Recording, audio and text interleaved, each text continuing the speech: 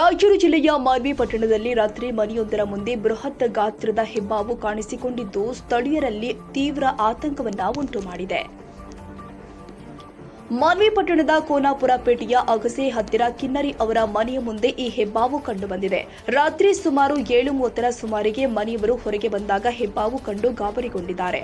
ಮನೆಯ ಹಿಂದುಗಡೆ ಬೆಟ್ಟಗುಡ್ಡ ಇರೋದ್ರಿಂದ ಹಿಂಬದಿಯಿಂದ 15 ಅಡಿಯ ಹೆಬ್ಬಾವು ಆಹಾರ ಸೇವನೆಗಾಗಿ ಹುಡುಕಾಡುತ್ತಾ ಬಂದಿರಬಹುದು ಅಂತ ಸ್ಥಳೀಯರ ಮಾತಾಗಿದೆ.